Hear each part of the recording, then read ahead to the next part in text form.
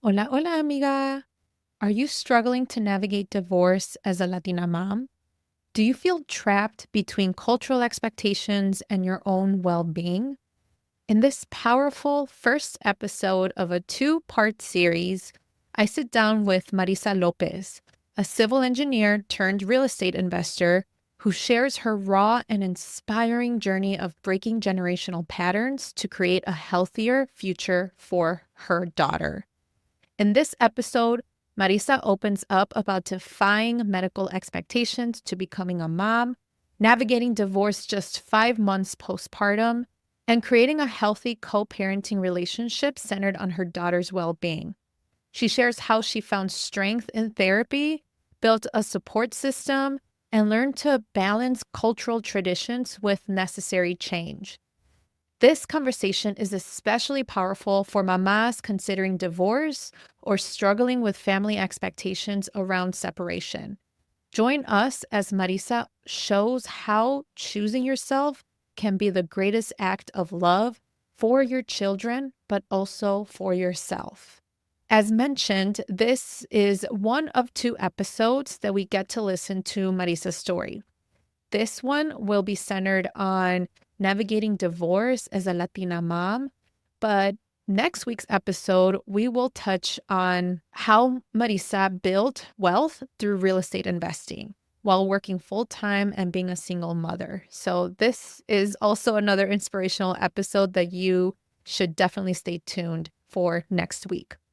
It is such an honor to have Marisa on the show. I think it will bring you wisdom, it will bring you inspiration and even empowerment to do what you want, what's best for yourself and your children, especially if you're going through the trenches of marriage or relationships that you feel like it's not worth being in. And I do want to mention that if you're in a point where you haven't healed yet from a relationship that did involve abuse, whatever form of abuse, please know that it does mention a little bit of this, but it's not necessarily giving direct descriptions of it. But again, if you haven't healed and if you're not in a place where you want to listen to other people's stories related to that, I respect that, and you can stay tuned for next week. All right. Well, without further ado, here's my conversation with Marisa Lopez. Welcome to the Viva la Mami podcast. I am your host, Jessica Cuevas. I am a mother of two on a mission to help redefine the meaning of motherhood as a modern Latina mom. Motherhood can be a complex journey, interwoven in two identities that often make us feel ni de aquí ni de allá. Viva la Mami is committed to providing you with knowledge, tools, and support to navigate the challenges and triumphs of motherhood as Latina moms. On the show, we'll be discussing culturally relevant topics that will help inform and empower you in whichever season you are in on your motherhood journey. We'll be joined by Latina moms, experts and professionals who can offer advice, practical tips, relatable stories, and honest conversations. So bring your cafecito as I invite you to be a part of this space as we create comunidad about the exciting and challenging parts of being a mommy. Ahora, vámonos. Hola, hola Marisa, how are you? Buenos dias. I'm doing great. How are you? I am great. Thank you so much for being here. I really enjoyed listening to your story during the Mujeron movement. And I'm like, I need to have this mujer over on the podcast because you're doing such amazing work as a full-time mama, as a real estate investor, and just wanting to know more about you and your story. And I would love to have you talk to our listeners, and that way they can learn a little bit more about yourself, and then we'll get into the conversation. Yes, thank you so much for having me. I'm glad you were able to listen to part of my story at the Mujer on Live event, and I love to share my journey to empower other mamas, and we're in it together, and it takes a village to raise these kids, right? So I was born in Jalisco, in a little pueblito called Teocaltiche. It's about 2 hours from Guadalajara. My family is from the rural area, somos un ranchito. So I lived there till I was 4 and then came to Arizona. I've been here in the Phoenix area ever since then. I've never ventured out of the desert. So I'm the oldest of 3. I have a younger brother and a younger sister. And when I grew up working. I started working very young with my parents. I helped my dad with landscape construction and then some maintenance. And then my mom had an ice cream truck, so we were working very young. We were taught like Wow. entrepreneurship pretty young, which I think at that time I would complain. Now I'm like, I'm grateful because I learned a lot of skills that I now I'm like, oh, okay, that makes sense. It's been in me. So I went off to college and got my civil engineering degree. So that's something That's yeah, awesome. very proud of. I really enjoy what I do, and I have been with the same company for what is it, 11 years, over 11 years now. I do Wow. utility work, so I work for the power utility company here, and the best thing of me is I'm the mommy to Zelly. She's a Oh. 2-year-old beautiful girl. She's the best thing that ever happened to me. Um, I there was a point in my life where didn't I was told I wasn't going to conceive because I was having health Mm. issues, and we can dive into that probably a little bit later, but I'll Yeah, have to share sure. that part. But as of now, I'm a full-time mom. That's the most important thing for me. Full-time engineer and a real estate investor. I Yeah. mean, I guess I kind of do that part-time or on my free time. After work, weekends, like today after this, I have a project to go to. So that's Yeah. the entrepreneurship life. We make Yes, yes. and we make use of every time. And yeah, there's time for enjoyment. That fits Right. in between everything. So you shared a little bit about, your life as a mama and raising a little one. And similar to you, I have 2 toddlers, which is wild. They're Two wild. toddler boys. So you can only imagine. You're busy uh, and have yeah. and that very active. Oh, yes, yes. They're nonstop. And so you'll definitely hear them in the background right now. But yeah, can you share us your motherhood story? Like you mentioned how you were always told that you would have issues conceiving. I'm curious why people told you that and how, you went about either finding different levels of care or what you actually did to have your baby. Yeah, so when I was always been pretty healthy, thank Yeah. God. And when about 10 years ago, I was having some health issues. I went to talk to my doctor. They did some testing and stuff like that, and I had some like cyst, and um she wasn't sure, like she was on the borderline. She's like, I don't know if it's PCOS. And like she's like, we need to do more testing. But as of now, the way that what I'm looking at right now, um you're it's gonna be tough for you to like ever have kids if you don't deal with it now.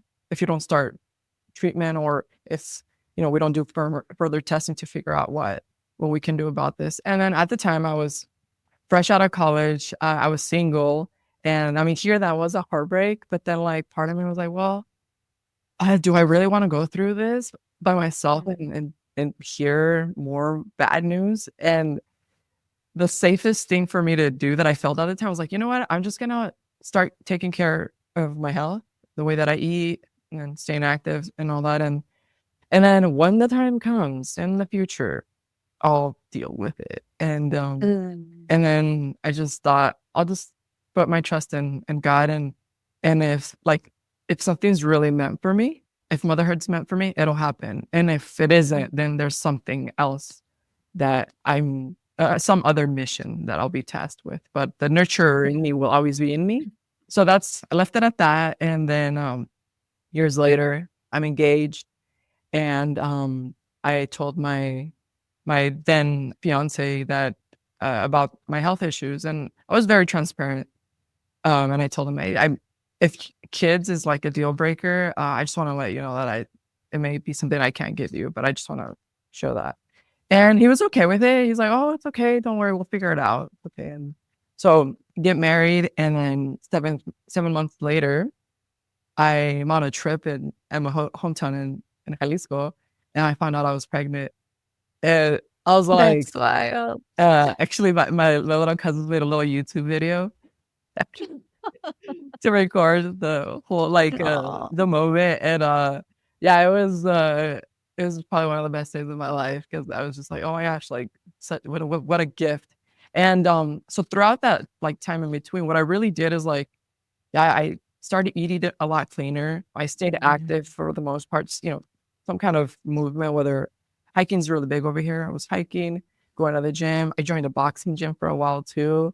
And yeah, I want to believe that all that all those things that I did that may seem little, just to take care of my well-being. And yeah, every time I would go in for like blood work or all that, everything was really good. And yeah, so I felt like all those little things helped. Yes. No, I love it that you advocated for yourself and you were trying to see alternative ways to better your well-being, your health without any medical interventions, right? Or without falling into I I would believe that it's kind of like a trap sometimes when medical professionals are telling you you can't be pregnant. And if you fall into that, a lot of women just assume that they're never going to have kids.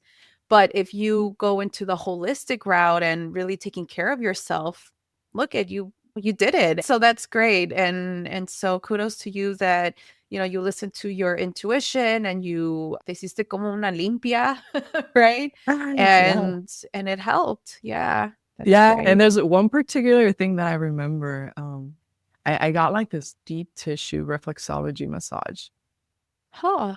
and What is after that? I've that, never heard of that.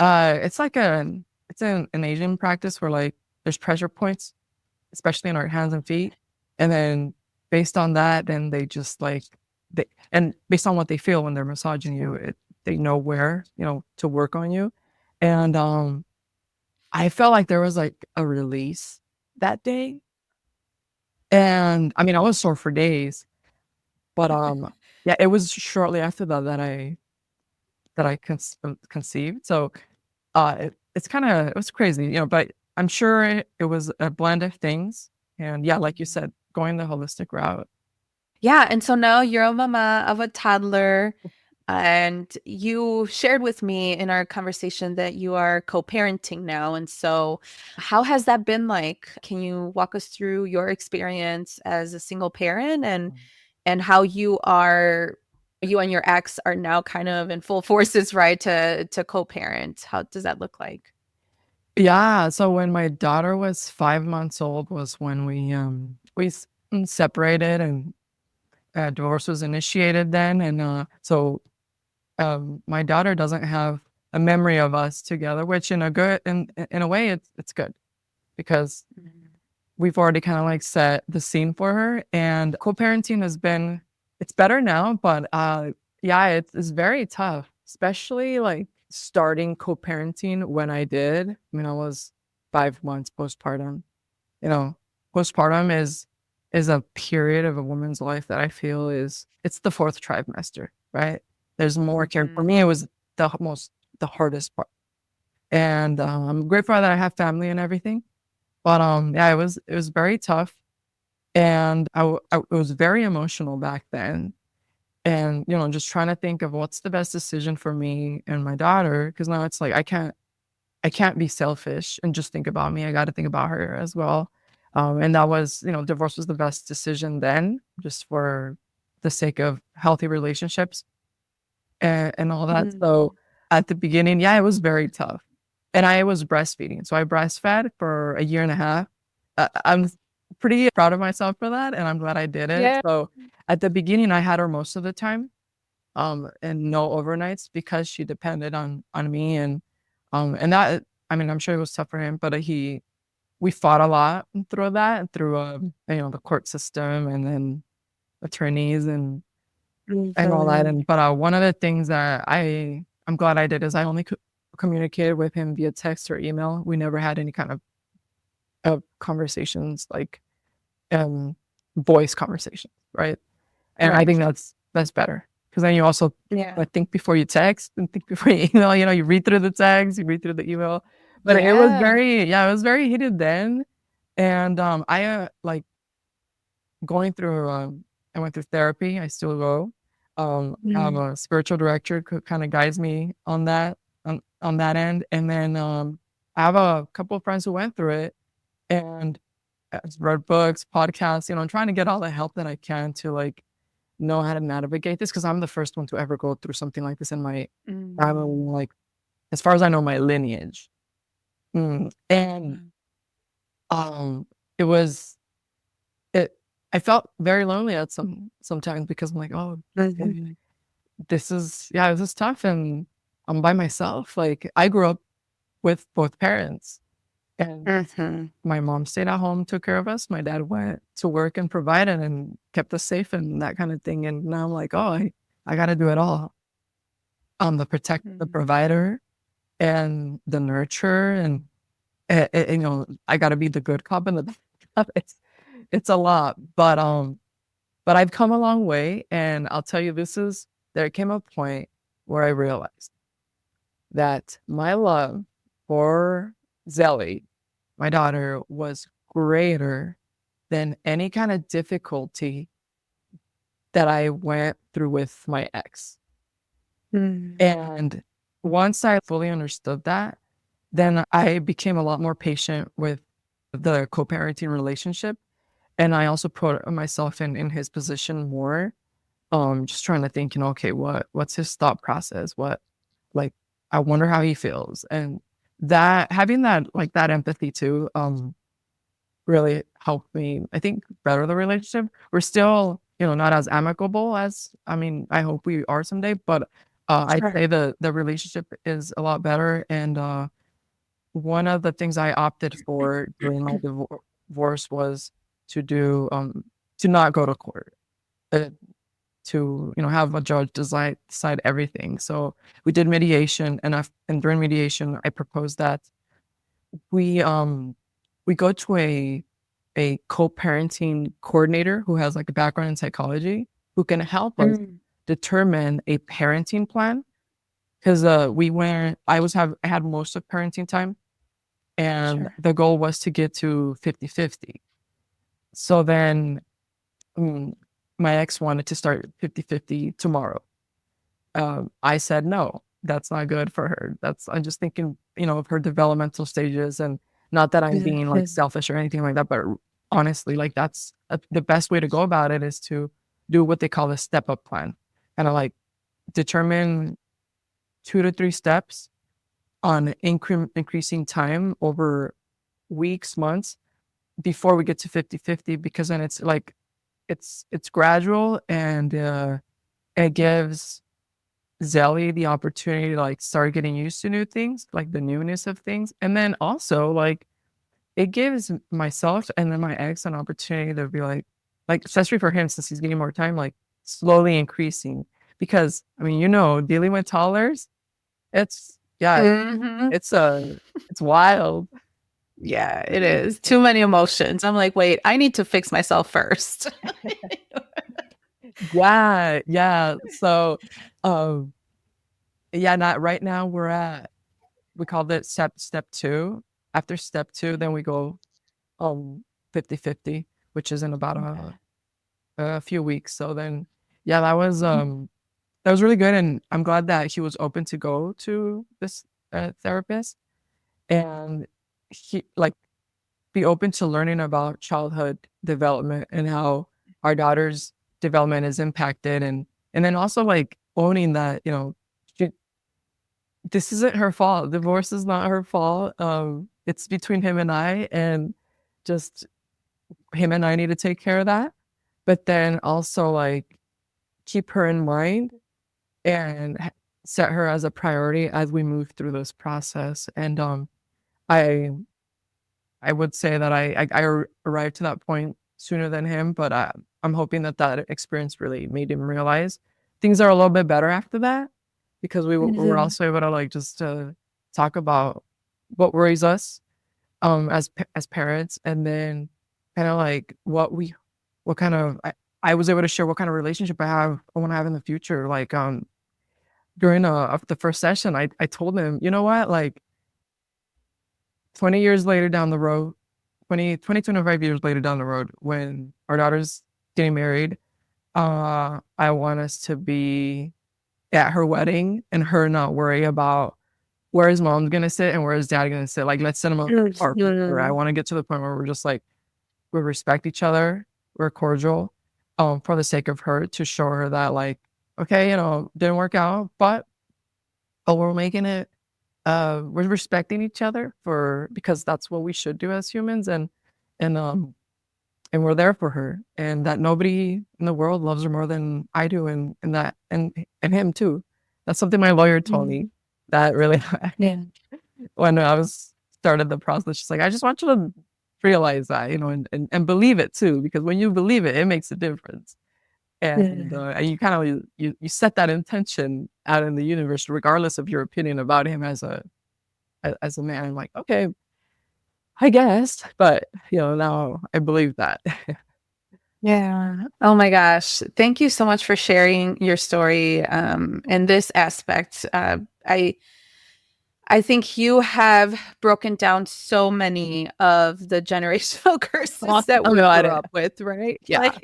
And I know for you to be the first one in your family, man, it takes so much grit, los cojones, como dicen unos, Yes. right? And I'm glad that you did this though, because at the end of the day, it we do it for our kids, we do it for our children, and for yourself too, without thinking que va a decir la gente, without thinking, well, what are my parents going to think? Am I a horrible person for doing this to them? And I know that it's an unfortunate, thing, but you're also setting that example to her también that, you were able to stand up and do this for the betterment of your lives, really, because otherwise she would grow up in a different environment, in a whole different kind of setting, and you and your ex are working hard for her, um and making sure that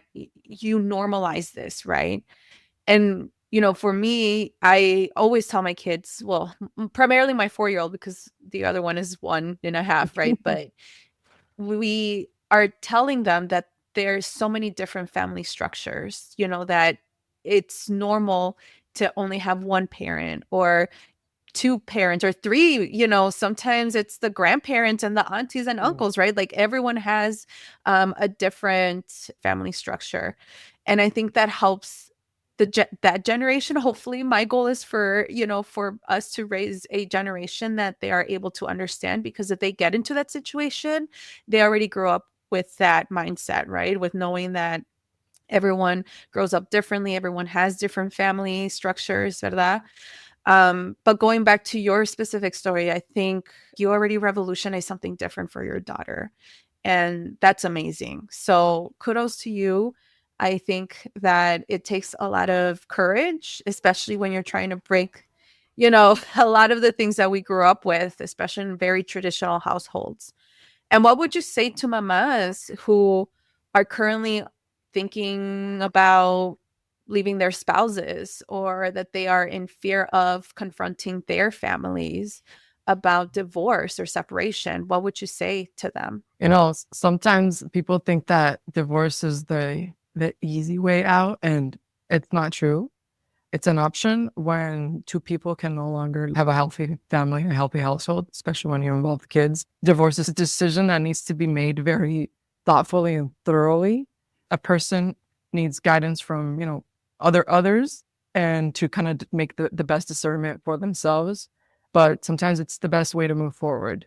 For me, I just thought like I'm the first image of a woman that my daughter has, and if she sees me accepting this abuse, then she's gonna think it's okay, and she's gonna go on throughout her life thinking it's okay, and then that's how kids end up in grow up and then end up in unhealthy relationships and things like that. And the cycle goes on, right? So I said, no, I'm not gonna do this. And yeah, I thought like, oh my gosh, gonna see mis tías, gonna see la gente. Mhm. What the love for my daughter and was greater, and the love for myself too.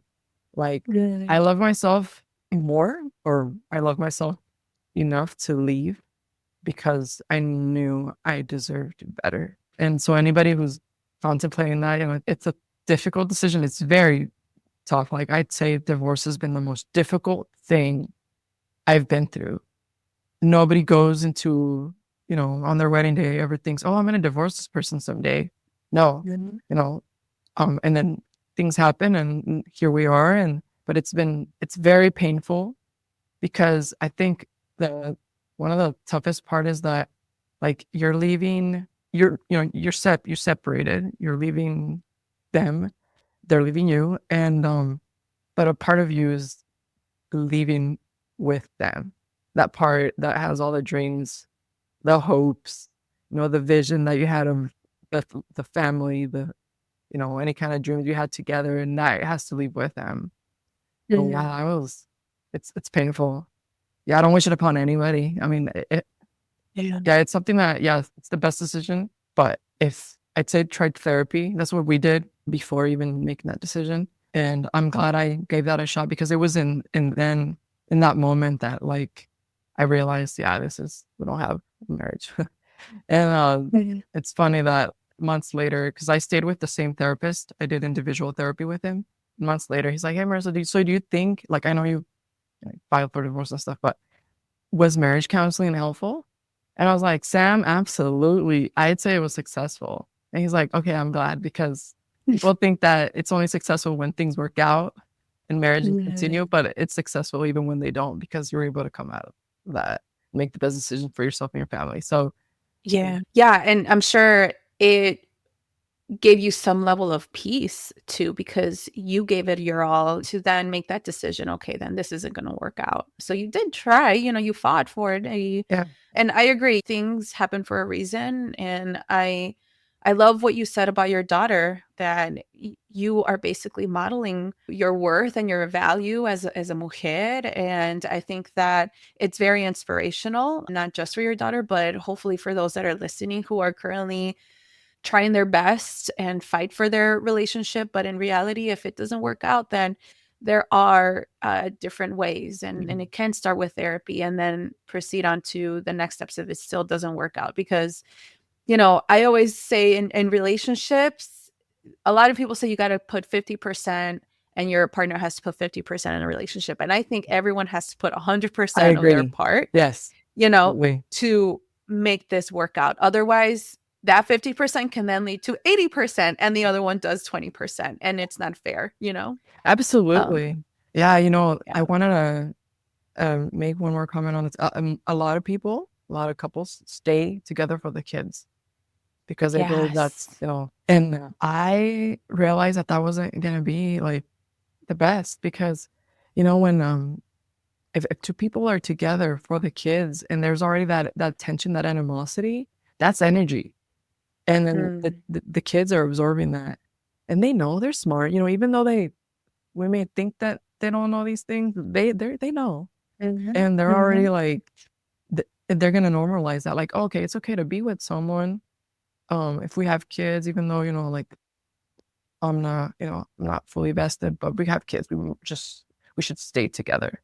That's not healthy either. Absolutely. And especially in our cultura, right? Um, I think that there's a lot of tradition involved, like cultural expectations that as once you get married, you got to stick together. And I know so many people in my family, so many tias, right, that I'm like, ¿por qué estás con este hombre? And it's sad. And you see it in their eyes. You see it in even in their kids and the traumas that, they've built upon because for the fact that, of keeping this very traditional kind um, of, family structure in que van a decir la gente mindset and, I got married under the church, like I'm going to be a sinner for the rest of my life sort of thing. And no, like even the priest can te puede perdonar. I got married through the Catholic Church.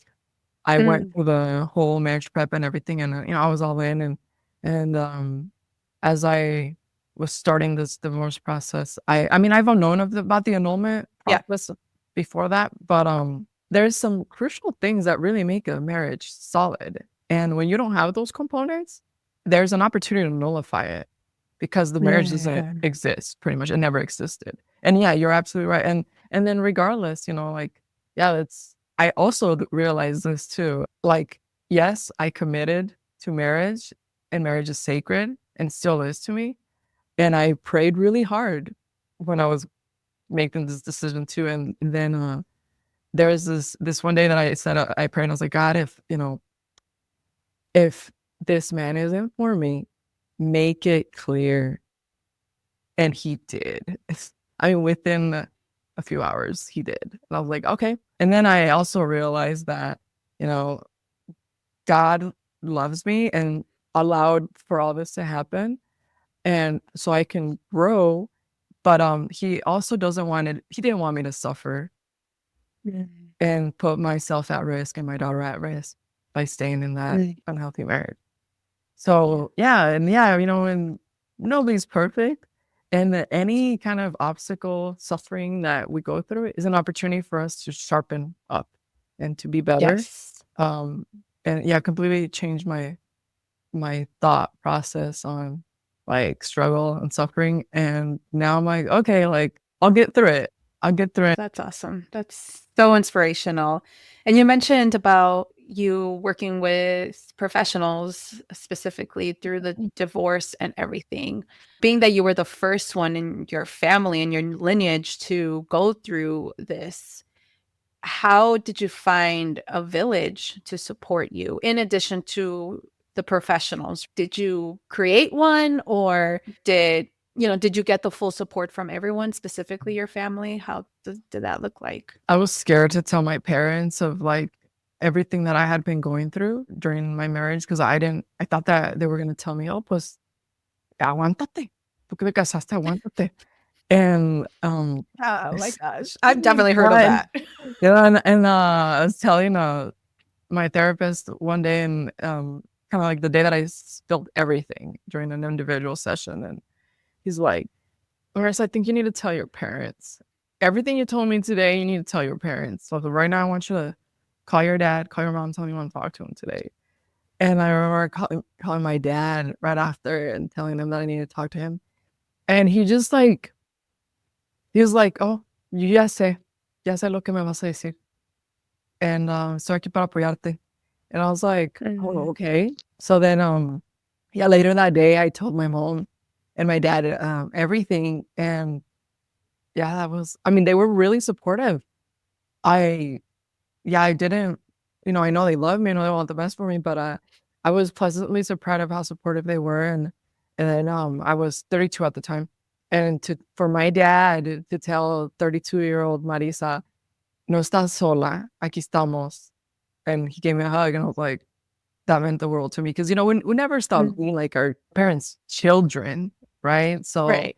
yeah. So then I was really fortunate to have their support. And I stayed there with them for some time, living with them, Zelly and I. And my siblings were supportive. And, I am very blessed with friends who, regardless of what, background, belief system is, they were very supportive of me. And yeah, I had that village.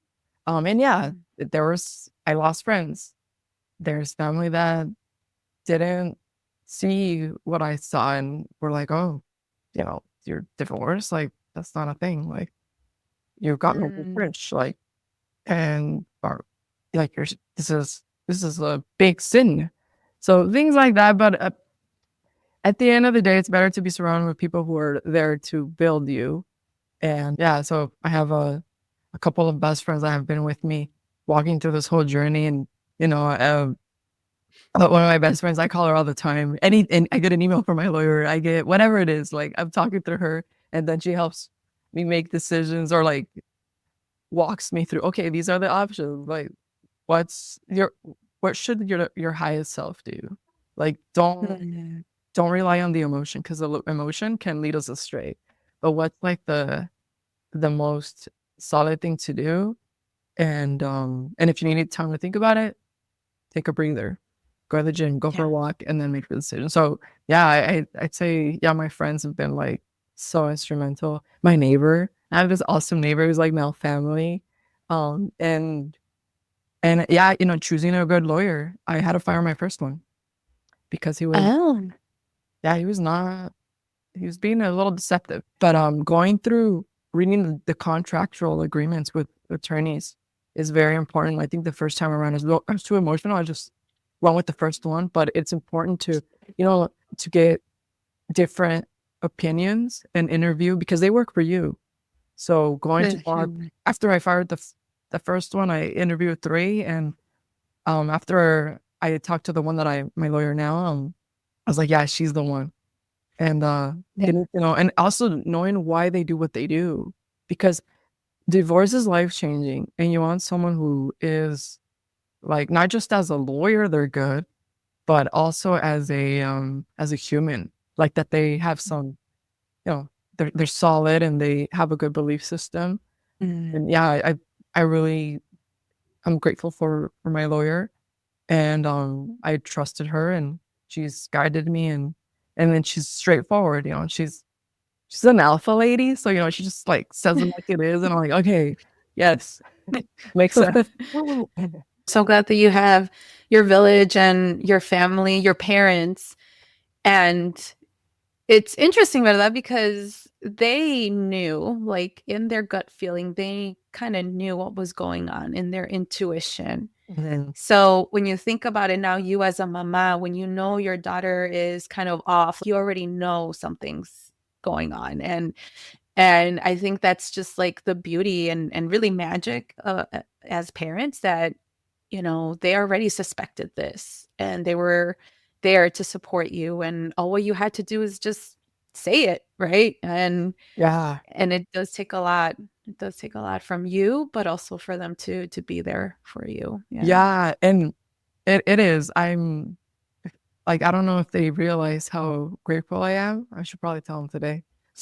But I'm just super grateful that they really stepped up, and like especially like seeing how my dad kind of uh took that ownership of grandfather slash father for my daughter. It's the Mhm. cutest thing, and I'm grateful that she has that, because as women we do need strong like male figures around us, and at least I know, Absolutely. Yeah. yeah, my dad's there, and I think he did a pretty good job with me. So he'll do a great job Yeah. with my daughter. Yeah, no. Another thing I wanted to mention is I made a lot of great new friends this past like year and a half. That have really helped me build myself even further. Like by joining Mm. Lugaron University, and like I have like a whole new group of friends, and yeah, and like I mentioned, I lost friends too, but I will forever be an optimist, and I believe people come into our life for a season, a reason, or forever. And Absolutely. Absolutely. Oh my gosh. Oh, I love it. I love it. Thank you so much for sharing this part of your story because it matters and it just transforms you, when you really think about like the decisions that you've made and mostly because it's out of love for your daughter. I think that that is so powerful than like the traditionalist views, than family, than like the friends that, unfortunately you couldn't that you had to leave, right? Like, I think what matters is yourself and your daughter, and you're doing this out of that, love that you have for her. Mujer, thank you so much for taking the time out of your busy schedule to listen to the Viva la Mami podcast. If you enjoyed today's episode, will you do me a favor and follow the podcast and leave a rating and review? Hitting that follow button and reviewing my show will allow other mommies like you find this podcast. Your review will also tell me if you enjoy the show, so I would truly appreciate your thoughts. Don't forget, please share this podcast con tus amigas. Also, make sure to follow me at Viva la Mami on Instagram or visit vivalamami.com. Please note the information shared in this podcast is for educational purposes only and should not be taken as professional advice. Okay, mujer, thank you for joining y nos vemos in the next episode.